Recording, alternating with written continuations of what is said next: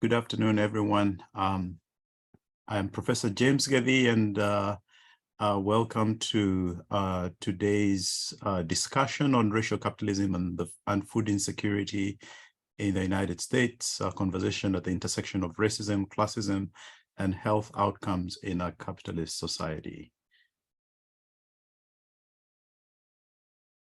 We'll take a moment to for you to take a look at our land acknowledgement statement as Loyola University Chicago.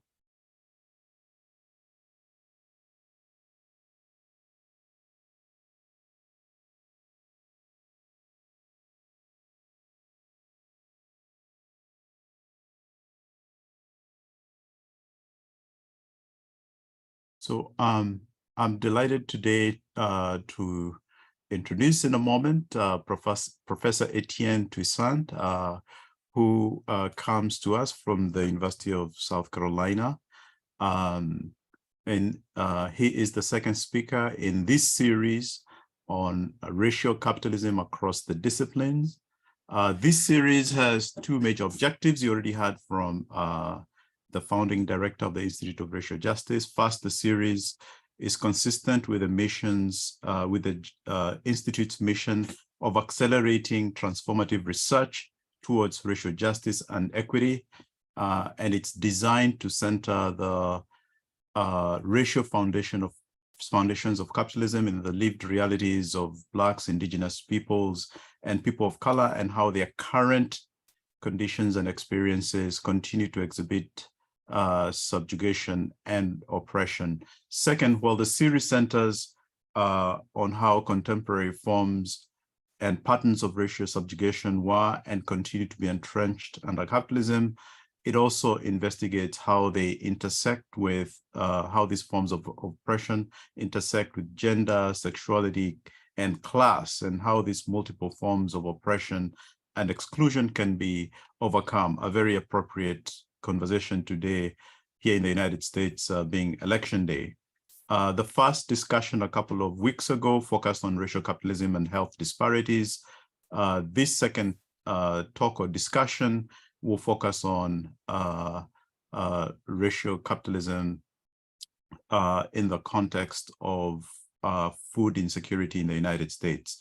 The format that we shall follow is a double-style Q&A, where our guest, Professor Etienne, and myself who I'll introduce shortly, will go back and forth with a series of questions, but we welcome your questions, which you can put in the Q&A box at the bottom of your screen.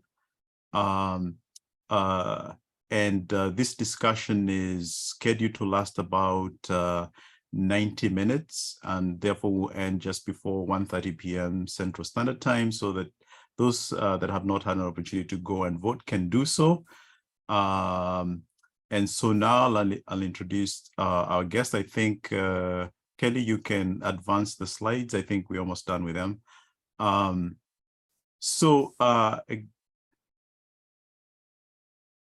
And at the end of the discussion today, we'll let you know about our next talk in this series, which will be in February, very appropriately for Black History Month then.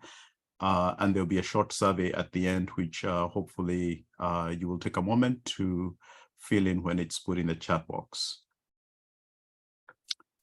So I'm delighted to introduce Professor Etienne Toussaint, an assistant professor at the University of South Carolina School of Law. He's a graduate of MIT, the Johns Hopkins University, and Harvard University, as I'll be noting more fully in a minute. He's an interdisciplinary legal scholar with expertise in legal history, contract law, business, corporate law, community economic development, and philosophical legal ethics and professional responsibility. His scholarship sits at the intersection of law, history, political economy, and critical theory, with a focus on the socioeconomic challenges facing historically marginalized urban communities across the United States. He has been nationally recognized for his teaching and scholarship and service. In 2022, he was awarded the Junior Great Teacher Award by the Society of American Law Teachers, which is a great deal.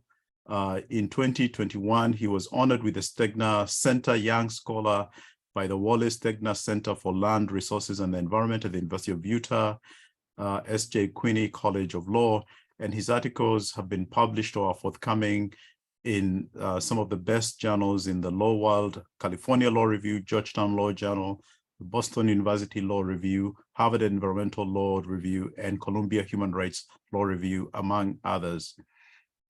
Professor Toussaint began his legal career as a project finance associate with the international law firm of Norton Rose Fulbright US LLP. Subsequently, he served as a law and policy fellow with the Poverty and Race Research Action Council in Washington, D.C., a nonprofit civil rights advocacy organization focused on racial justice, fair housing, and poverty alleviation. Like I said, he's a graduate of MIT. He's an engineer, actually. He earned an SB in mechanical engineering and was designated as a Ronald McNair Scholar and Alpha Phi Alpha Distinguished Collegiate. He completed his MSE in environmental engineering from the Johns Hopkins University, where he served as a graduate advisor for Engineers Without Borders, and his JD at Harvard Law School, where he served as an editor of the Harvard Environmental Law Review and was vice president of the Board of Student Advisors and a national executive board member of the National Executive of the National Black Students Association, BALSA. He's recently served as a board member of the Washington Council of Lawyers from 2019 to 2021. In 2021, he was appointed to serve on the American Bar Association Commission on Homelessness and Poverty. In 2022, he was appointed to serve on the American Bar Association's Dignity Rights Initiative. Born and brought up in the South Bronx, and a proud husband of Ebony Toussaint, PhD, and father of 3 amazing sons. So I'm delighted, Professor Toussaint, to have you here with us today. I guess we'll just get into the discussion. How do you use the term racial capitalism in your work? And perhaps could you tell us how it inspires you and the work you've been doing? First and foremost, thank you so much for the invitation to be in conversation with you today and be in conversation with Loyola. And thank you so much for the gracious introduction. I sincerely appreciate it. I thank you so much for starting with that question. I think it's such an important one. How does racial capitalism as a concept frame the work that I do? How does it guide my work as a scholar, my thinking as a teacher and a researcher? And I think it does so in a number of different ways. First, I think as a concept, it helps to provide some clarity around a question that I think sits at the root of a lot of legal scholarship, but I might, contend scholarship across a number of different fields. And I think that question is trying to understand the inherent contradiction in the United States between democracy and capitalism. I think that inherent contradiction is something that shapes a lot of research, because fundamentally there are some key distinctions between the goals of democracy and the goals of capitalism. And I could share a few points that I think can help spell that out. So I think first we have to understand that democracy is a very elusive term, much in the same way that capitalism is a very elusive term, which is to say there isn't a clear-cut definition of democracy or capitalism. There are different varieties, as it were. And so first we could think about capitalism. Many people are familiar with the concept of market liberal capitalism or free market capitalism. That was the type of capitalism that was very dominant in Europe and North America throughout the 19th century. And very simply, it is where the state largely refrains from interfering into the private marketplace, including labor markets. And so we find a very weak welfare state. Taxes and state expenditures into the marketplace is kept at a minimum. And the goal is to allow the market to operate in a so-called free state. Secondly, many people might be familiar with the concept of a welfare state capitalism or welfare state capitalist structure. And that is often associated with the work of the economist John Maynard Keynes or Keynesian economics. This is fundamental to this approach is this idea that consumer demand drives supply in the market, and a healthy market requires more spending by the state than saving. So even if it means that the government debt may go up, increased spending can in fact boost job creation, boost consumer spending power. And so we might associate a welfare state economy with some of the programs in the United States, for example, in the 1930s and 1940s, the New Deal, intentional efforts by the state to create labor laws, to implement subsidies, nationalize certain industries, increase regulation, things where the government is interfering into the marketplace to manage capitalism. And then the third type of capitalism that I might describe is one that has inspired a lot of conversation recently, and that is neoliberal capitalism. And that is sort of taking the idea of Keynes in terms of managing capitalism in a different direction, which is to say the market can't be managed. And so because the market sort of operates in a spontaneous nature, and that builds upon some of the ideas of Friedrich Hayek, and also sort of returning to the notion that the government needs to step back from the private marketplace. And so in the 1970s, often associated with the presidency of Ronald Reagan, you saw an effort to deregulate industries in the economy. You also saw an effort to promote privatization and to deconstruct the kind of welfare state economics that we saw come out of the New Deal. What I think is unique about neoliberal capitalism is the increased global nature and also the increased financialization of marketplaces, which is boosted by the rise in technology.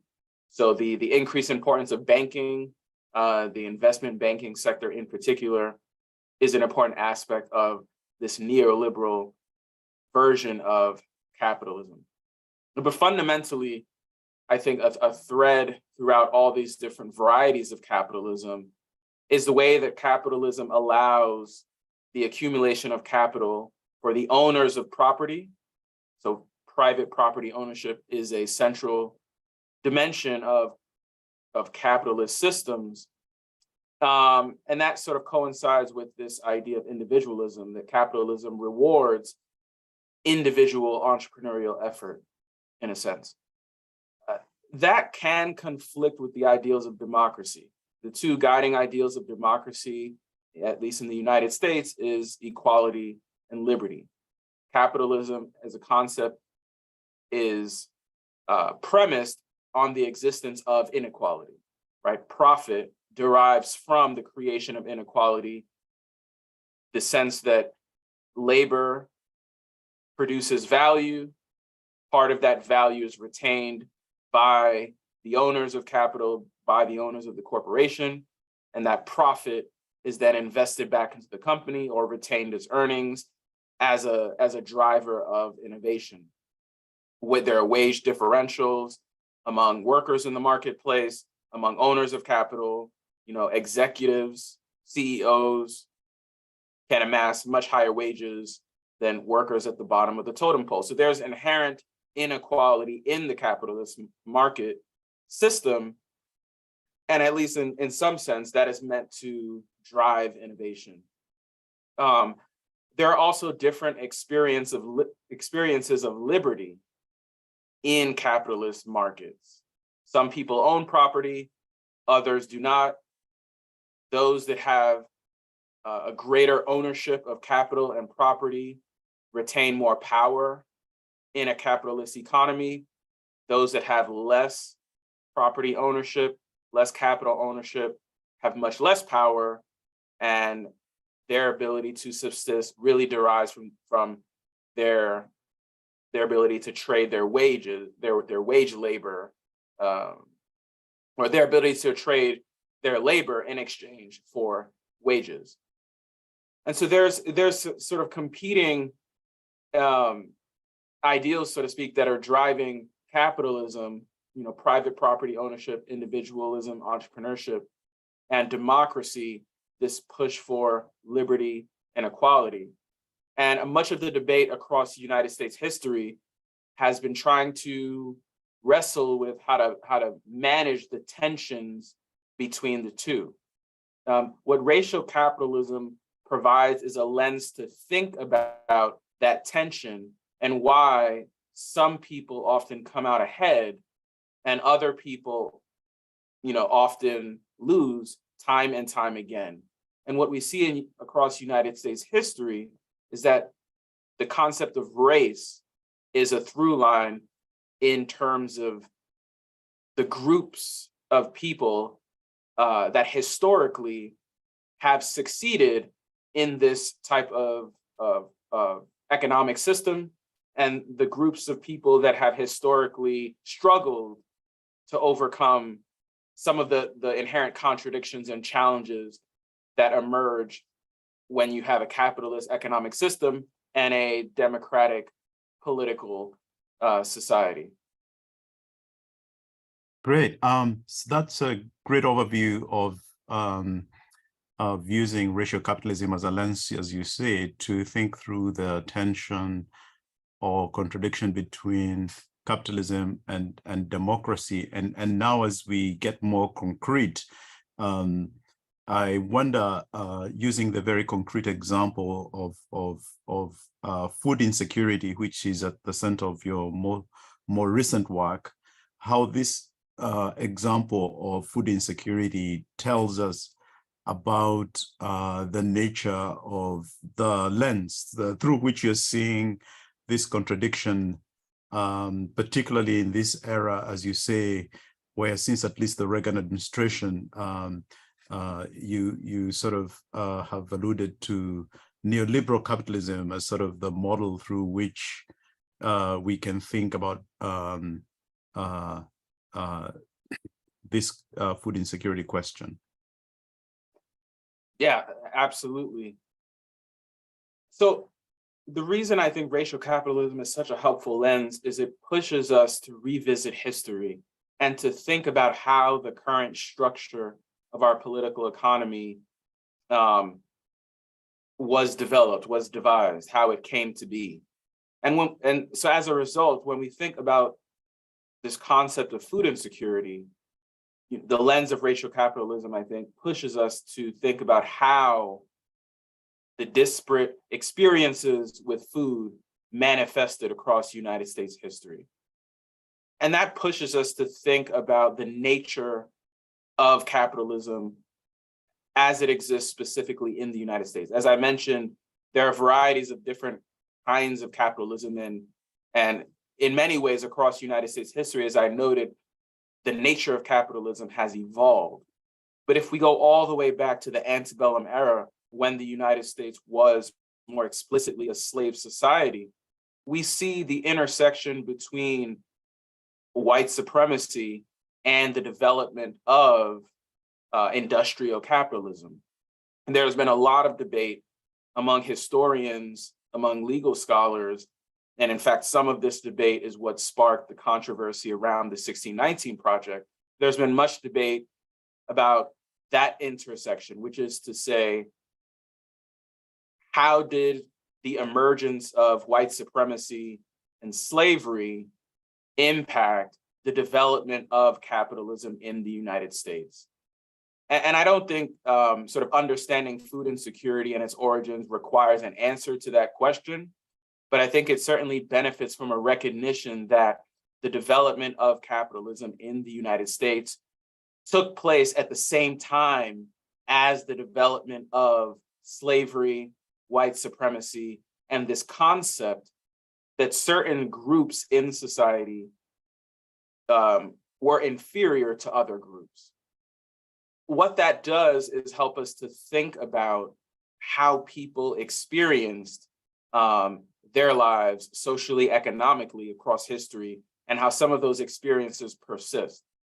If we go back to the antebellum era, what we actually discover is that people experience food in different ways based on their social group. Specifically, enslaved Black Americans experience food in a much, much different way than white Americans who either were their enslavers or who existed in other areas of the economy, but experienced a privileged position because of their racial identity. And it is that experience that enslaved Black people endured during the antebellum era that gives us an indication of the connections between food insecurity today and some of the ideas around race that persist from the antebellum era. But what we see today, and sort of, scholars may differ in terms of how strong we can draw that causal link, but there's no doubt that when we look today at food insecurity, it is definitely a problem that has racial dimensions, which is to say, communities that are predominantly comprised of Black or other non-white racially and ethnically minoritized groups tend to experience greater levels of food insecurity. They tend to reside in communities on average that are more food insecure, that are more full of food swamps or food deserts. And so there's a certain racial dimension to the way that these problems persist.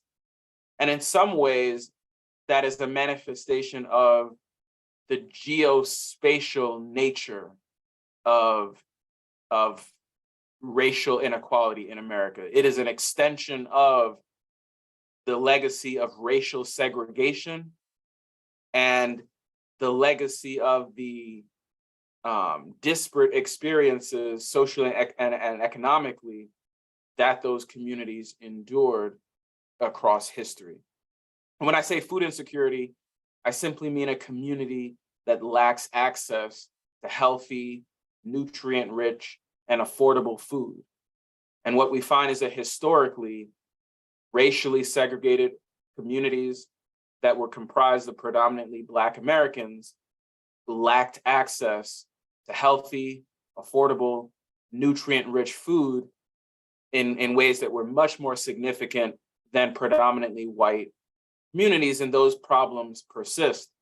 And the reason why those disparities exist, I would argue, is very much tied to the legacy of white supremacy that extends from the antebellum era through the Jim Crow era into the era of mass incarceration, and now into our modern day era of the Black Lives Matter movement, where we're continuing to struggle with this issue of race and how it manifests in a variety of different communities.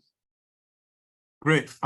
So I want us to dig a little deeper into this causal link between the antebellum era to today. And as you have alluded to in your answer in the last couple of responses, the last couple of few minutes, you talked about food swamps and food deserts. I guess, to make this even more concrete for our audience, the prevalence of unhealthy fast food restaurants that sell preheated food, frozen food, or food prepared using pre-prepared ingredients that are mass-produced and designed to be cooked quickly, predominantly, like you just said, in low-income Black, Hispanic, Latino neighborhoods nationwide, as well as the lack of healthy alternatives in a lot of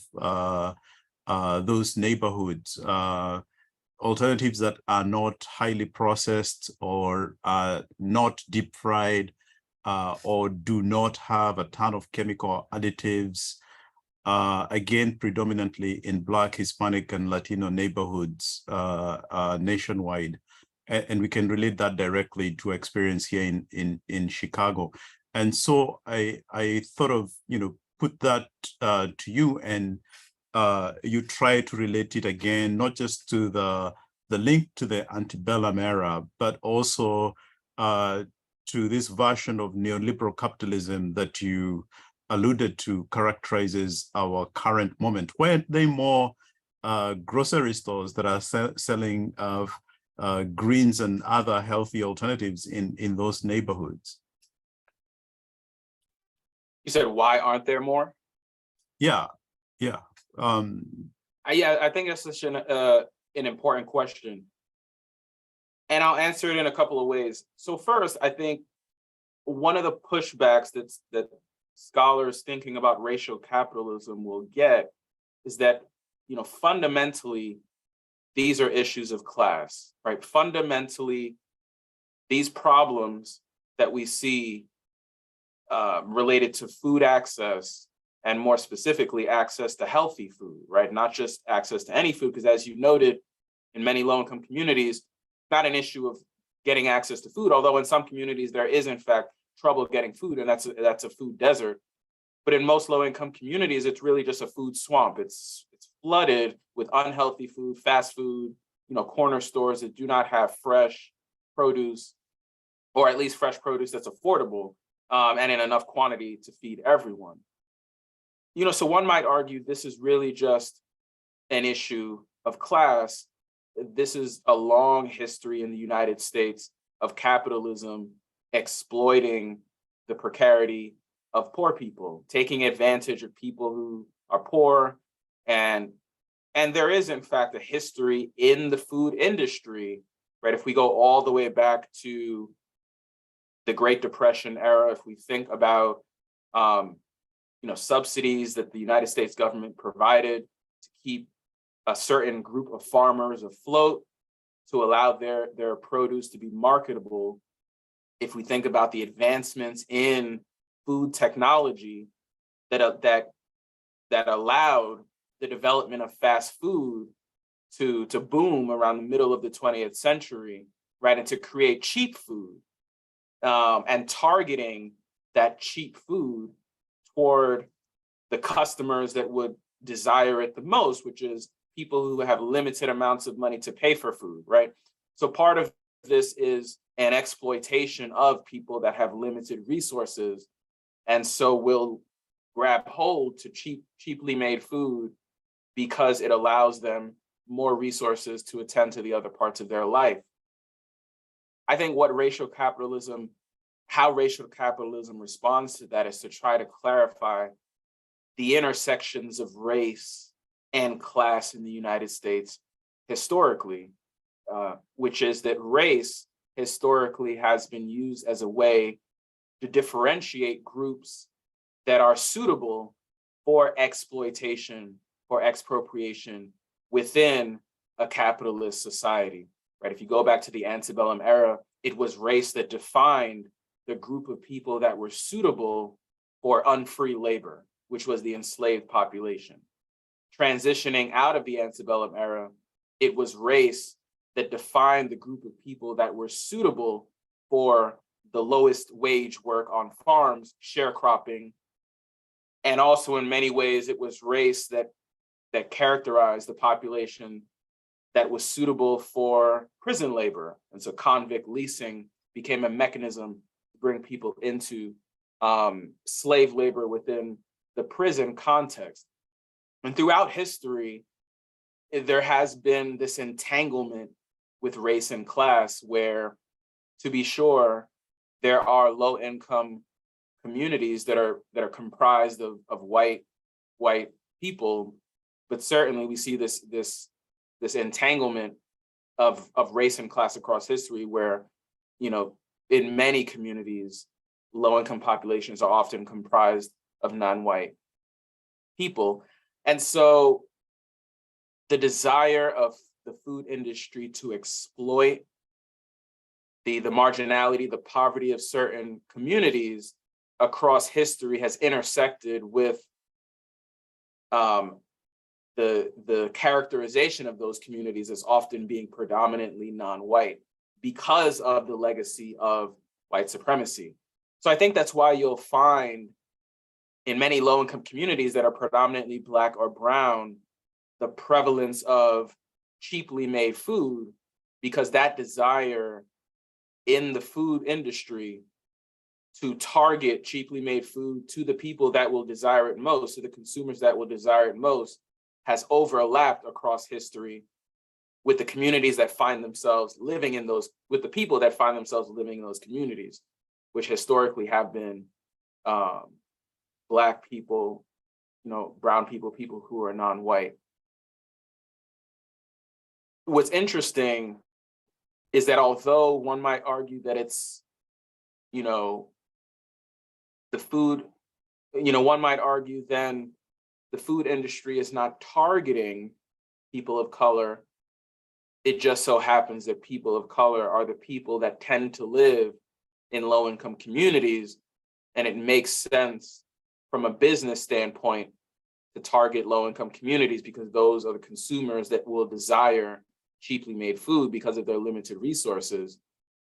What you find when you dig a little bit deeper is that these companies are in fact targeting the people living in those communities, right? So it's not coincidental. If you look at the advertising of many of the fast food industries, and this has been the source of litigation, right, in the late 20th century, a lot of that advertising targets the demographics of that community. So you'll see advertising around fast food targeting the types of people that live in that community to sort of inspire that desire for that type of food.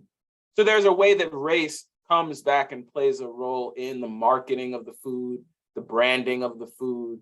Think about, commercials for McDonald's, bringing athletes, bringing celebrities of a certain race into those advertising campaigns to try to legitimate and make enticing that food to that demographic, notwithstanding the fact that it's unhealthy, that it might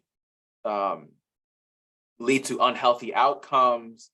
And what's interesting is that we saw the ramifications of that during the COVID-19 pandemic, right? So the populations that suffered the most from the rise of the COVID-19 coronavirus were the populations that had limited access to healthy food, and as a result, were more obese, had greater rates of heart disease, and that had lower health outcomes that sort of made them more prone to the risk of dying from COVID-19. And so we saw early on when the COVID-19 pandemic emerged, Black communities, like low-income Black communities, were dying at much, much higher rates than other communities that have access to not just better healthcare services, but healthier food, right?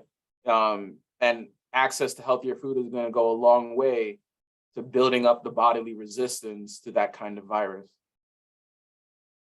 Great, you raised so many issues here.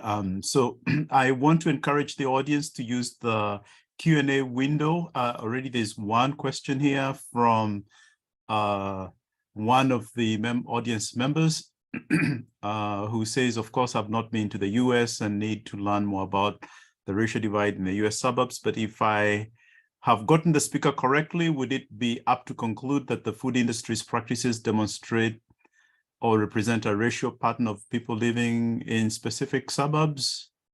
Would it be correct?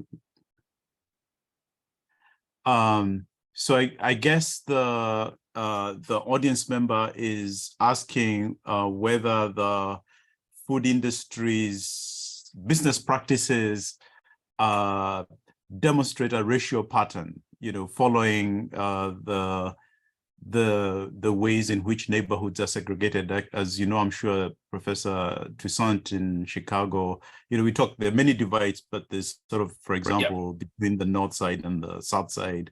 And that's a very generic one, but I guess that's what the speaker is the audience member is asking about. Yes, absolutely. I think, and I can give the example of Washington, D.C., but as you noted, there are many cities that have this challenge, including in Chicago, as you noted. But there is a geospatial dimension to this issue of food insecurity that intersects with the racial makeup of communities and also the class makeup of those communities as well, that often overlaps. And historically, that has shaped the experience that different communities have with food because of the way the food industry directs certain types of food to certain communities and certain types of food to other communities.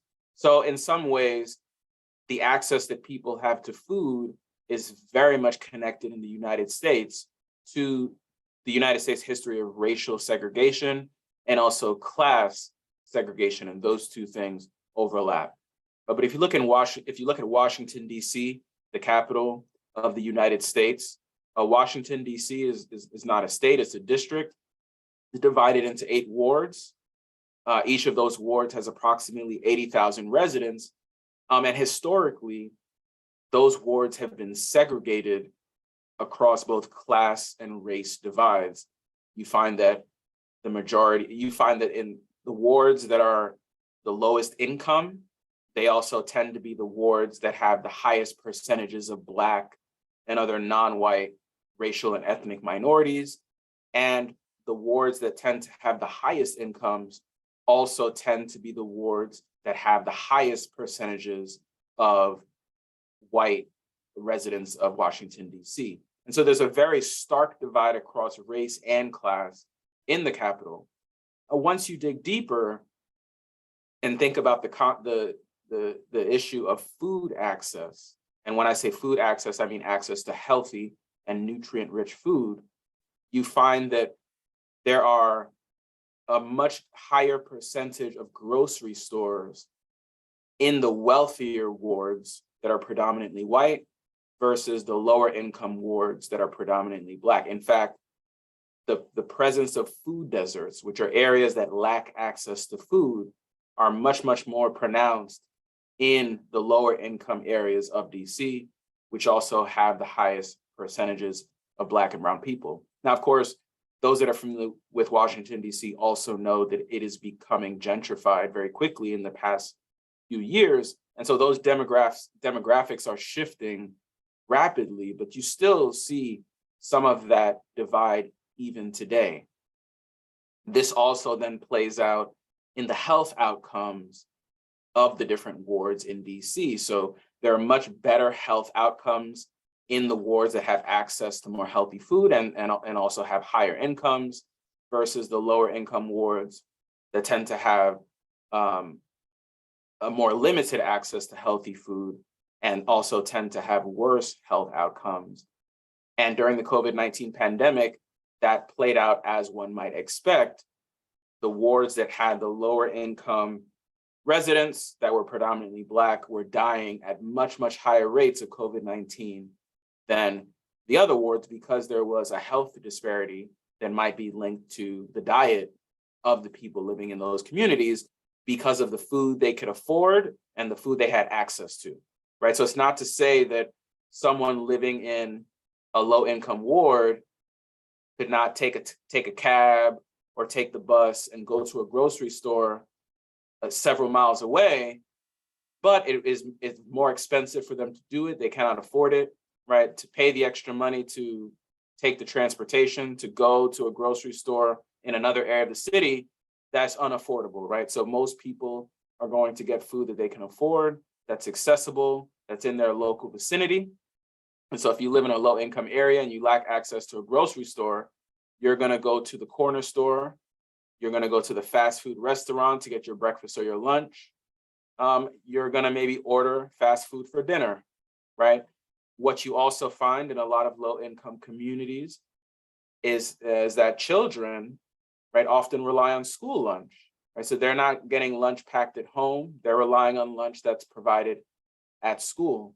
This is an issue that, and when we talk about access to food, that became an issue when the Biden administration sort of sunset the child care tax credit that came out of the COVID-19 rescue plan. Right? Part of the COVID-19 America Rescue Plan was to provide resources for families with children to be able to continue to provide for those children, even in the midst of job, losing employment, losing access to those types of resources. But we've gotten to a point as a country where we've transitioned out of the most dangerous parts of the pandemic, and so that child care tax credit was not continued. But researchers that have looked deeper into who benefited the most from that tax credit, they discovered that it was poor families, right? Poor families with children benefited the most, being able to have that additional resource to provide adequate food and healthy food for their children.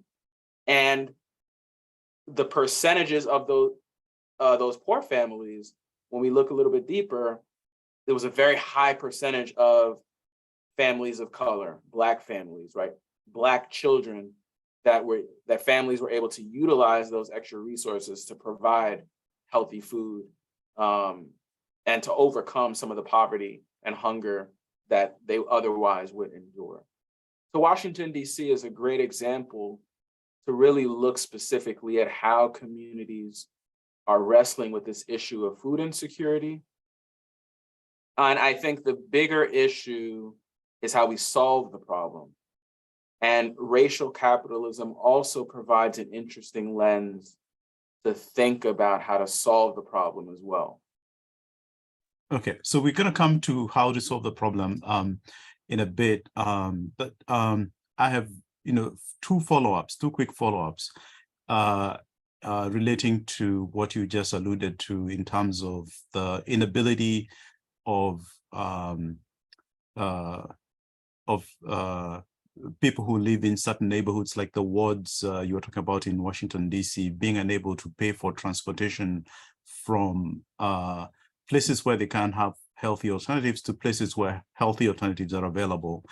And I ask this because we often hear certain politicians and academics or certain citizens blaming low-income Black and Hispanic or Latino people for their poor diets and poor health and high rates of the kinds of food-related diseases that you talked about. We also hear lots of, going back to your point initially at the very beginning of the conversation, critiques of the American welfare states and programs such as state-sponsored food distribution programs and nutrition programs, including school lunches. There've been some dramatic stories of kids denied school lunch because they didn't have money on the day they were supposed to pay for their lunch. Critiques of SNAP, and arguments that these welfare programs have completed the work of the Reconstruction Amendments. So given the persistence of food insecurity in 2022, would you agree with some of these arguments that the work of the Reconstruction Amendments, and maybe you can explain that to us in a little more detail, has now been completed, and that the blame now lies at the feet of these hungry people? That's such a great question. I guess at the root of the question is really trying to understand what was the work of the Reconstruction Amendments, or to put it another way, what was the goal of Reconstruction, that era after enslaved Black people were emancipated? And they passed the 13th, 14th, and 15th Amendments. They instituted the Freedmen's Bureau. What was the goal? And depending on how we answer that question determines whether we think the welfare state is something we need to abolish, whether we think everyone right now has an equal opportunity and equal shot, and it's up to them to figure out how they're going to overcome their challenges within their particular community. So what was the goal of Reconstruction? I think it's a question that too often is oversimplified, right? Someone might say the goal of Reconstruction was to ensure that the slavery was abolished and to make sure that white supremacists would not terrorize the now free, emancipated Black population and give them the chance to secure their liberty, to secure their freedom, to pursue happiness in the way that they saw fit, right? To me, I think that's a very simplistic understanding of Reconstruction because it's thinking about Reconstruction through the lens of the slave society that preceded it, which is to say the meaning of freedom and the meaning of equality is not being enslaved.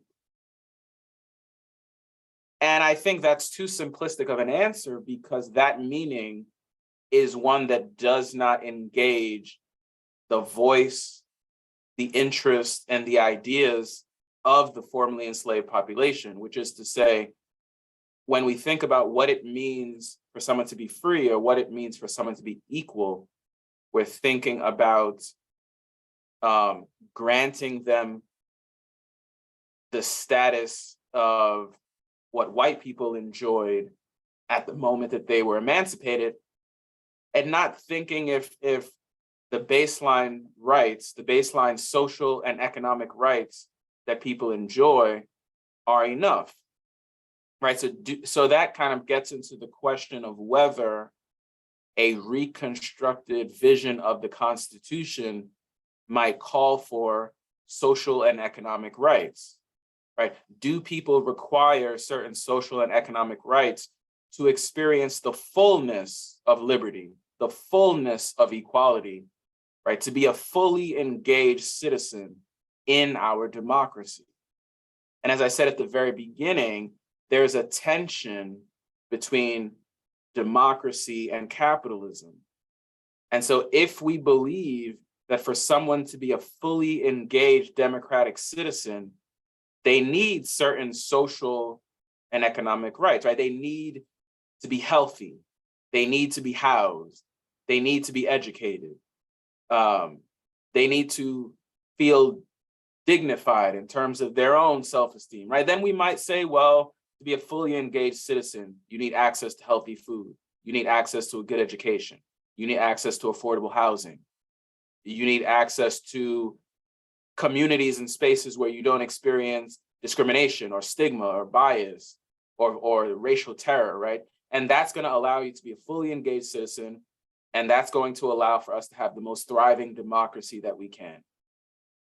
But if we believe, no, that's not democracy, right? Democracy only requires that we have a government that doesn't interfere with what people do, and everyone just competes and tries their best to make it, right? Then that's another version of democracy, but it doesn't attend to the different resources and different power that people had at the moment of emancipation. So what Reconstruction was trying to do was to wrestle with the fact that people had different levels of resources,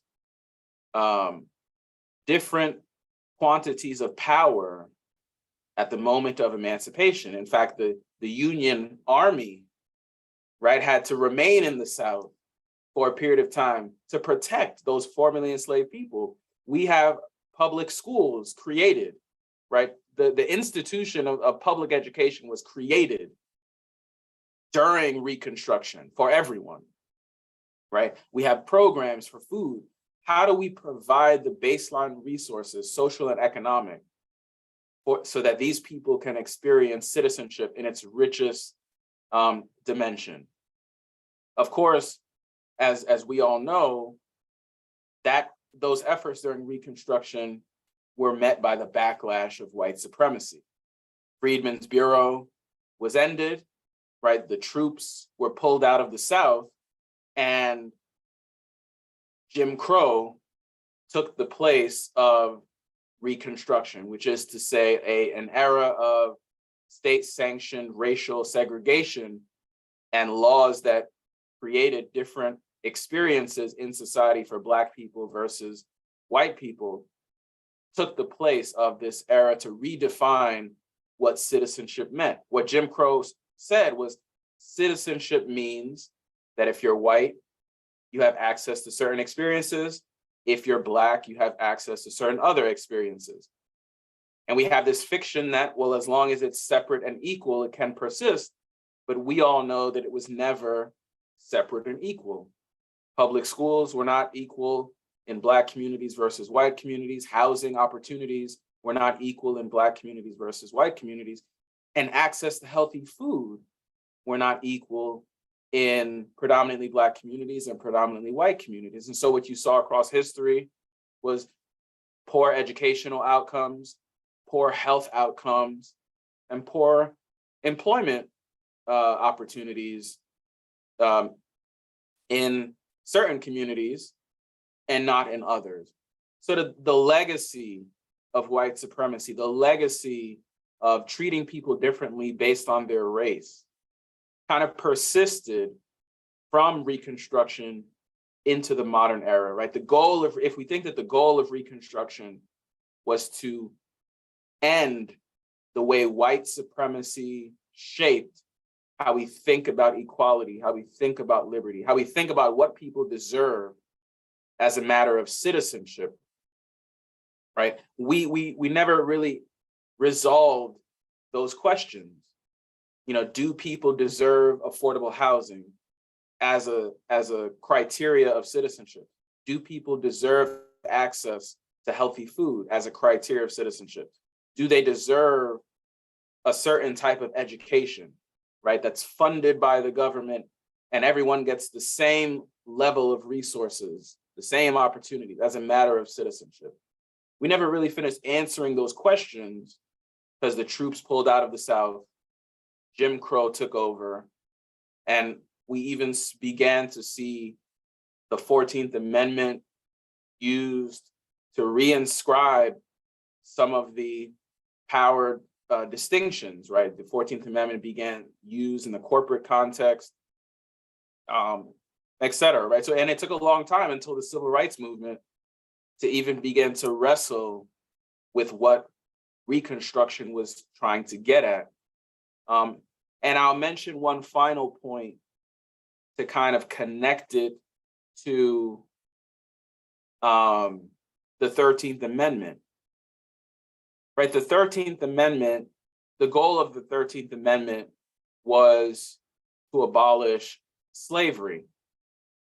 But even after the abolition of slavery, there was a lot of debate about whether slavery as a political economic institution had infected other aspects of American life, right? Were there other aspects of American life that had been shaped by the institution of slavery?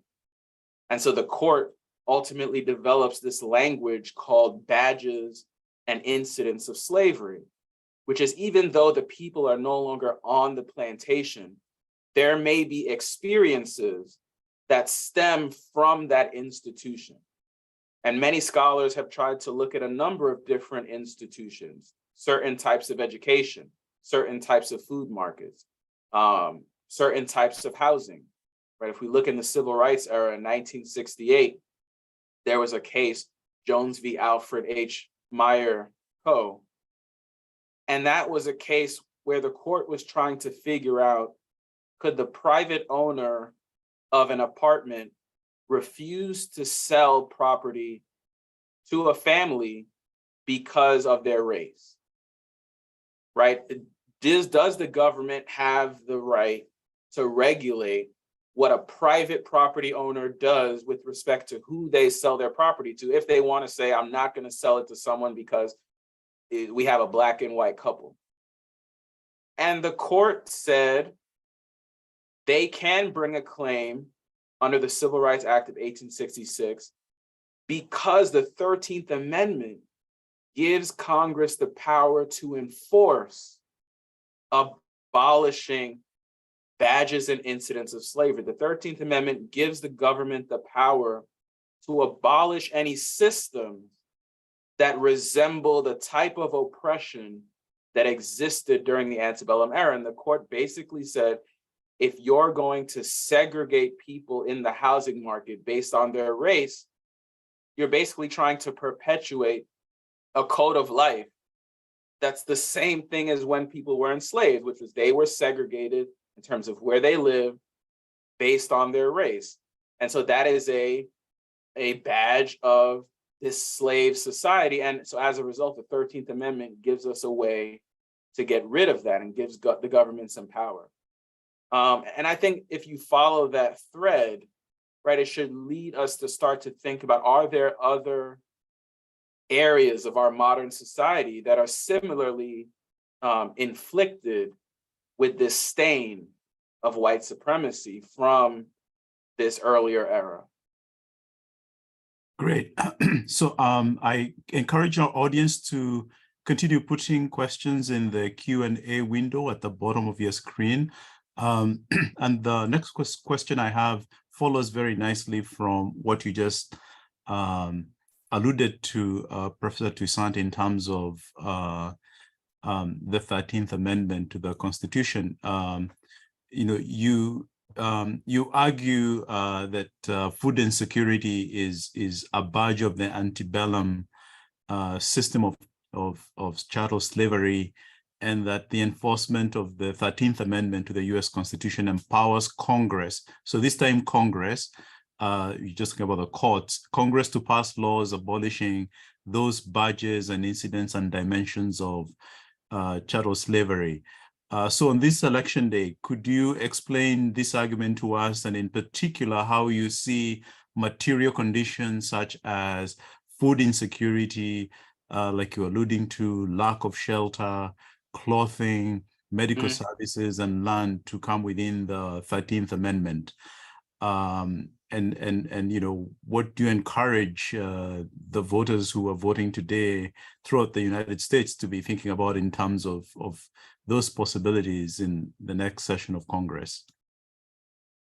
Yeah, I think fundamentally, this is a question of whether the Constitution gives legislators the right to create and enforce race-based programs, right? This is a debate that we see coming up right now with affirmative action. And we saw some of the questioning even coming from Justice Ketanji Brown Jackson, when she said, if you look at the 14th Amendment, if you look at Reconstruction, the goal was, how can we create government programs, government initiatives, or government protection that attends to this issue of race? So we actually need to be conscious of race to do the work of what the Reconstruction Amendments were created to do, which contradicts the longstanding notion that when we think about the Constitution, even when we think about the Reconstruction Amendments, including the 14th, and this concept of equal protection, we need to do so in a colorblind way. We should not be thinking about race, right? The way to end race is to stop talking about race, right? To quote the famous line. And I think that is a question that has been brought back up with this most recent affirmative action case, and it's one that's going to be continued to be litigated. And as we can see, it's a very political question. Obviously, the more conservative approach is to stop discussion of race, and a more progressive approach is to think more intentionally about how some racial issues continue to persist, and then think about government initiatives or programs that can target some of those issues, like the racial wealth gap or housing or healthcare, et cetera. But I think once we push ourselves to think more critically about the issue of race that sits at the root of some of these societal problems, then it opens up the door to think about more progressive government programming that's trying to shore up some of those challenges, right? You've seen even Elizabeth Warren put out programs to address housing, but linking it to communities that have been historically redlined, right? So sort of thinking intentionally about how race has been the driver of some of these challenges. In my estimation, right, food insecurity on its face is not the problem per se, because capitalism will always produce inequality. Because we have a capitalist market, which means people have different access to resources, people have different access to money based on what position they occupy in the marketplace as a worker, they're going to be able to afford different types of food, right? So some people are always going to be more food insecure than others. But I think fundamentally, there's a certain level of food insecurity that begins to threaten someone's ability to fully engage in the democratic process as a citizen, which is to say there's a baseline access to food that everyone needs to be able to thrive as a citizen. And so I think that's the question that we need to ask, right? Where are communities lacking the baseline access to food such that it begins to infringe upon their ability to be a fully engaged citizen? And how can the government create programs to provide resources, right? That's thinking about the government through the lens of a welfare state, such that anyone and everyone has what they need to be fully engaged. I think ultimately you'll find that many of those communities that lack resources are the same communities that continue to suffer the legacy of racial discrimination. So many of those low-income communities are predominantly non-white communities. And that is where some of these programs fall into trouble, right? We saw as a part of the American Rescue Act, President Biden carved out a program to eliminate the debt of Black farmers. And when they finally put forward the legislation, they actually didn't define the class as Black farmers, that they defined the class of eligible recipients of the debt forgiveness as socially disadvantaged farmers. And they defined socially disadvantaged farmers as anyone who has experienced racial discrimination in the farming industry across history, whether they didn't have access to loans or they experienced discrimination in the process of trying to get loans for their farm, et cetera. As soon as that program came out, it was met with lawsuits by conservative institutions that said, this violates the 14th Amendment because it discriminates against white farmers who are not eligible for the program. And there are a lot of assumptions embedded in that kind of claim, but fundamentally, the argument is we cannot create programs to target people of a certain race because that is racial discrimination against people who are not of that race. You know, it's the idea that the pie is limited. And we cannot help certain people because it's going to harm other people. And I think that thinking is very dangerous because it makes it difficult for us to address the problems that persist as a result of race that continue even since the Jim Crow era, even since the civil rights era. And I think the food industry is one area where you can see the persistence of some of those issues. Great. So we have a question from the audience. I have a follow-up for that I'll ask later.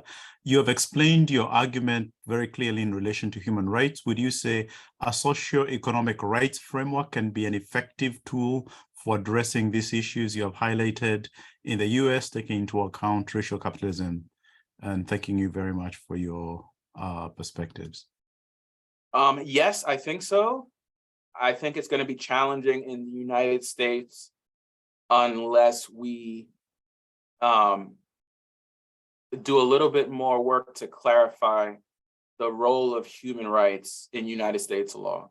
So I think in the international context, it's much easier to see where people have a right to access healthy food as a matter of human dignity. And this is something I talk about in recent scholarship. In the United States, that concept of human dignity isn't one that is fully developed in United States law, which is to say there isn't any legal right to human dignity that's explicitly recognized in United States law. The concept of human dignity is just something that's used rhetorically, especially in the context of constitutional law. But unlike in human rights law, where it definitively states people have a right to human dignity, that isn't something that is made explicit. And I think it's a question really to wrestle with, because in some ways, United States capitalism requires that some people have greater access to dignity than others. And I can give you an example. If you think about the pandemic, we developed this concept called the essential worker. And what they said was that some people have to go to work, right? They said there's a virus out there, it can kill you, but if you work in a food packaging meat plant and you're a low-wage worker, you work in sanitation and you're a low-wage worker, you know, if you work in the hospital and you're a nurse or something, you got to go out there. And they call it essential to maybe make it sound nice, but they basically say, you don't deserve the same kinds of protections as other people. You need to be a sacrifice. And so there's a sense in which capitalism always requires certain people to be more susceptible to sacrifice than others, right? It depends on where you sit on the totem pole. If you're at the top, you're more protected from the harms of capitalism than others. But ultimately, if we believe that everyone deserves dignity, then the question becomes, what social and economic rights should everyone have as a matter of dignity, even though we recognize that in a capitalist society, some people may have to sacrifice more than others. No one should have to sacrifice in ways that calls into question their human dignity. And to me, I think the fundamental harm of slavery was a harm to human dignity. And so if we center the concept of dignity, if the abolition of slavery was in fact the abolition of a certain type of undignified life, then we can utilize that same frame today and say, what types of dignitary harms are some people experiencing that when we look at it in its totality is forcing them to experience similar types of dignitary harms that people experienced during enslavement. And so pulling it all the way back to food, right? Not every type of food insecurity is going to result in the types of dignitary harms that people experienced during enslavement. But some do, right? When people lived on the plantation, their food was rationed. They only got the worst kinds of food, right? The worst kinds of meat. Right? We call it soul food. There are some aspects of soul food that trace back to the plantation and the kinds of food that they were given, right? And as a result, their diets were poor and they were exposed to disease, certain types of diseases that we now associate with developing countries were very prevalent on the plantation in the antebellum era. And they were segregated, right? The racial segregation that continued into the Jim Crow era existed on the plantation. And so there were food deserts on the plantation, right? In the big house, they had healthy food, but in the slave quarters, they did not have access to healthy food. And so when you think about that experience of food oppression, some of a similar type of experience exists in some communities today where they're rationed certain types of food, right? They don't have healthy grocery stores. They only have fast food restaurants. They only have corner stores. And as a result, they're forced to experience food-related disease in higher rates than other people living in their community because of that segregation. And they're isolated, right? There are food deserts, food swamps, where people of a certain class, and often the people that share that class are also of a certain race, right? They experience a kind of food oppression that is very similar to that experience on the plantation. And the work of Reconstruction to try to change that was ended, right? Reconstruction ended when the troops came out of the South, the Freedmen's Bureau was destroyed, and Jim Crow took over. And so if we want to return to this concept of Reconstruction, that unfinished work, what kinds of experiences with food should be abolished, right? No one should live in a community where they experience unhealthy food and isolation from healthy food in a way that evokes the kind of experience of some people during the slave society. And I think that requires us thinking more ambitiously about what slavery actually meant for the people living in that, right? Much in the same way that Jones v. Mayer was thinking about housing and the kinds of experiences with housing in relation to the slave society, I think we could do the same thing with food as well. Great. So maybe second last question, if there's a question again in the chat. Does one risk being branded an abhorrent communist by pushing for racial equality? Well, it depends. I think the way to answer those questions, right, those kinds of critiques, is to dig deeper into understanding the terminology and understanding the nuance, right? Because communism is merely a variant of socialism, right? So really what we're talking about, and one doesn't have to per se advocate for a socialist political society to argue that all citizens deserve a certain baseline of social and economic rights to be fully engaged citizens, right? You could establish a threshold where all citizens deserve baseline social and economic rights, but beyond that point, it's a competitive marketplace where you can amass more opportunities and more resources depending on how you compete with others as a laborer, as an entrepreneur, as a capitalist, what have you. But everyone has, I think it kind of relates to this concept of a universal basic income, right? That idea that everyone might deserve a certain access to resources. Right, where communism, which I think the simplest way to define communism might be the abolition of private property, right, is a way of thinking about how to achieve that vision of egalitarianism. And there are different ways to achieve that socialist ideal. Communism is one version where you abolish private property and put it in the hands of the nation state. And that, of course, as we've seen across history, has its risk, right? Whoever's in power can warp that tool toward evil ends.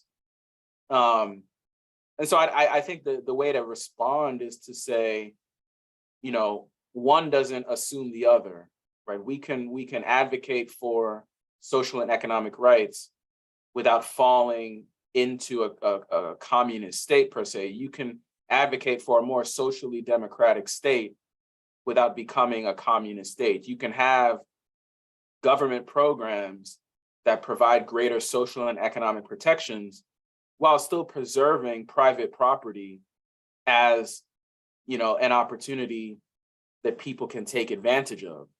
I do think that if we're going to resolve the problems of poverty, and food access, food insecurity is merely one of the problems associated with poverty, the racial wealth gap, housing, are others, education, we do ultimately need to think more intentionally about the problems of capitalism, which is that if in a capitalist society, we allow the ownership of capital to amass in the hands of a few people, right, then you're always gonna have these problems. And so thinking about how to democratize the marketplace, and there are a lot of tools to do that, cooperative economics provides a platform to think about that.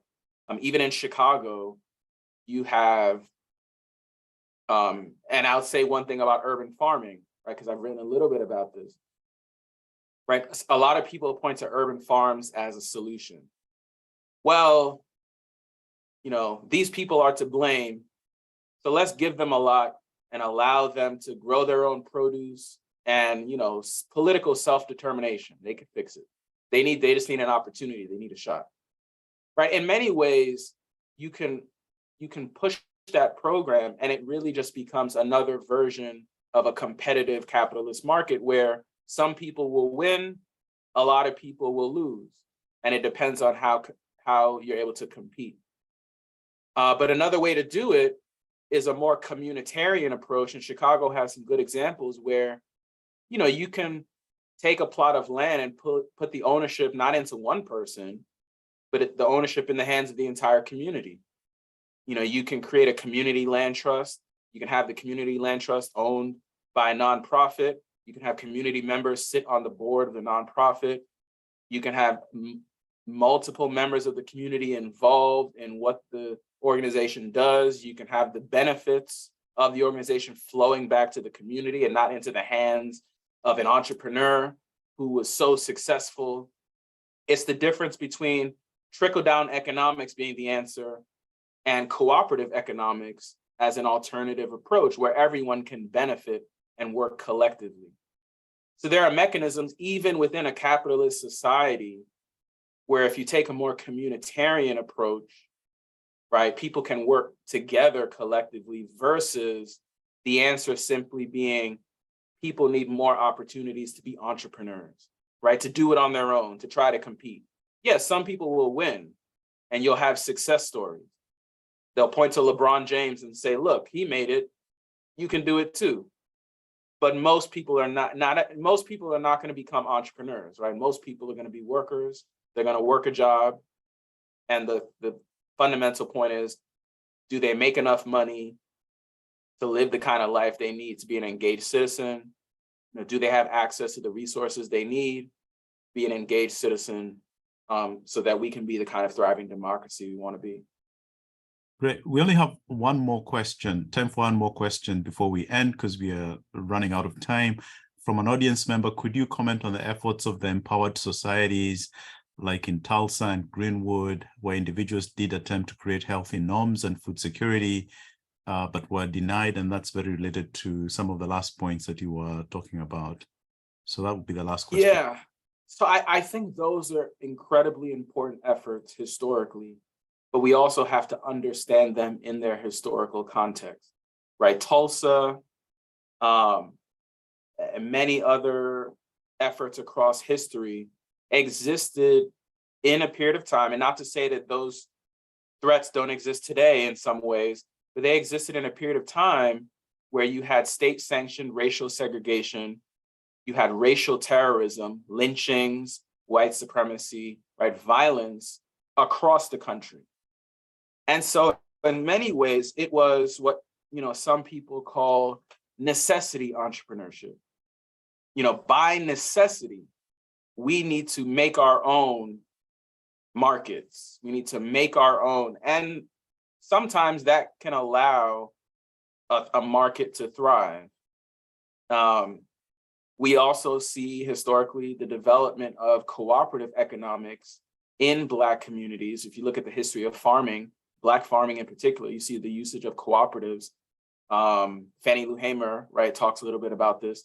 By necessity, they have to work together to be able to be competitive, that they have to pool their resources to be competitive. So sometimes that sense of racial solidarity is beneficial to overcome the challenges of the market, right? It doesn't eliminate the challenges of the market. It just allows a social group to now enter the marketplace and become competitive. but it doesn't resolve the fundamental problems of the marketplace, which is that there will be poverty, there will be low income and low wage workers. And the question is, what do we do about those folks? So I think, today that debate persists. You see one side of the aisle advocating for a kind of modern Black nationalism in the version of entrepreneurship. They say the answer is for us to solve our own problems by starting businesses, by becoming entrepreneurs, by starting our own schools. And I say I mean marginalized populations. They say that's the answer. We have to do it ourselves. And that's kind of what Booker T. Washington was saying, 100 years ago. And that can be beneficial, but it's not going to resolve poverty. It's not going to resolve food deserts. It's not going to resolve the challenges that those lowest communities will face.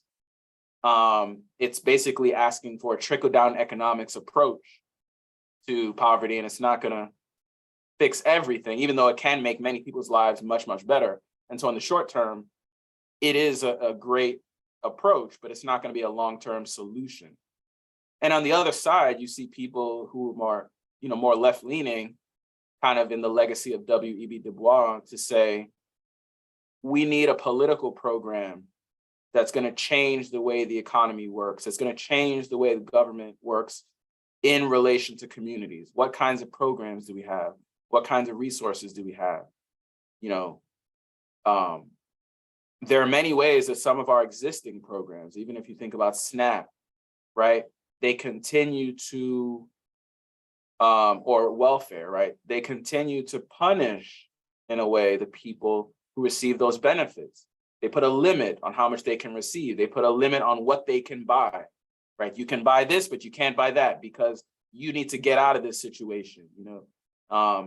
We have political rhetoric that calls recipients of benefits, lazy, or they're not working hard enough. They have a moral issue. And part of that is us as a country continuing to wrestle with what people deserve as a matter of citizenship, what people are owed as a matter of historical reparation. When you think about some communities that historically have not been given the same resources as others, and whether we as a country are committed to addressing those issues, those challenges. Great. Well, thank you so much, Professor Toussaint.